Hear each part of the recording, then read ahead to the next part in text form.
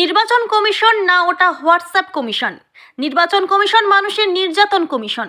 ধূপগুড়িতে দলীয় নেতা কর্মীদের নিয়ে এসআইআর বিষয়ক বৈঠকে এসে সংবাদ মাধ্যমের সামনে এমনটাই দাবি করলেন রাজ্যসভার সাংসদ তথা তৃণমূলের নেতা ঋতব্রত বন্দ্যোপাধ্যায়। বৃহস্পতিবার দুপুরে ধূপগুড়িতে তৃণমূল কংগ্রেসের গ্রামীণ কার্যালয়ে এসআইআর বিষয়ক পরিস্থিতি খতিয়ে দেখতে এবং দলীয় কর্মীদের থেকে পুঙ্খানুপুঙ্খ খোঁজ নেন তিনি।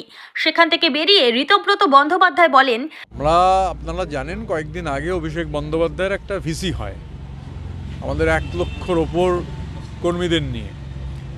এবারে যে লজিক্যাল ডিসক্রিপেন্সি, প্রথম হচ্ছে নির্বাচন কমিশন। আমরা নির্বাচন কমিশনের কাছে গত বছরের শেষ দিন অভিষেকের নেতৃত্বে গেছিলাম। নির্বাচন কমিশন লজিক্যাল ডিসক্রিপেন্সি প্রকাশিত হবে না বলেছিলেন। বিএলএ টুরা হিয়ারিংয়ে থাকতে পারবেন না বলেছিলেন। মাধ্যমিকের অ্যাডমিট কার্ড আপনারা জানেন গ্রহণ করা হচ্ছিল না।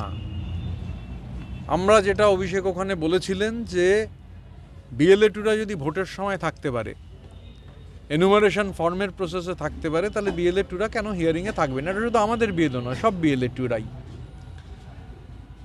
লজিক্যাল ডিসক্রিপেন্সির নাম ধরুন, লিস্ট যখন বেরোলো তার 1 ঘন্টার মধ্যে এত কোটি এত লাখ লজিক্যাল ডিসক্রিপেন্সি, আর সুপ্রিম কোর্ট নির্দেশ দেওয়ার পরও লজিক্যাল ডিসক্রিপেন্সির নাম বেরোতে এক গাদা সময় লেগে গেল।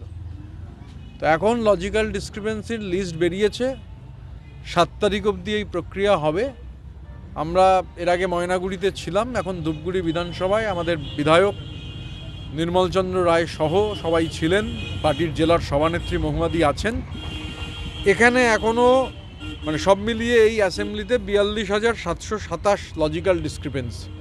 এবং মানুষের যে চরম হয়রানি, এই যেহেতু ডেটটা ছিল 31 তারিখ, আর নির্বাচন কমিশন হোয়াটসঅ্যাপে সব নির্দেশ দিচ্ছেন, দেয়া যায় না, সুপ্রিম কোর্ট বলেছে। প্রায় 36,000 হয়ে গেছে হিয়ারিং, 7,000-এর কাছাকাছি হিয়ারিং বাকি আছে। এখন আমরা যেটা ঠিক করেছি যে আমার ব্যক্তিগত অভিজ্ঞতাও, আমার পরিবারেও আমি দেখেছি যে আমার মা 70 বছরের ওপর বয়স, তাকে 3টের সময় গেছেন, 8টা 20-তে শেষ হয়েছে। এই যে চরম হয়রানি মানুষের, এবং তখনও যেদিন ওনার ঘটছে 24 তারিখ ছিল ওনার হিয়ারিং, আমার ভাইয়ের হিয়ারিং, উনি গেছিলেন, ভাই এখানে বাইরে থাকে বলে।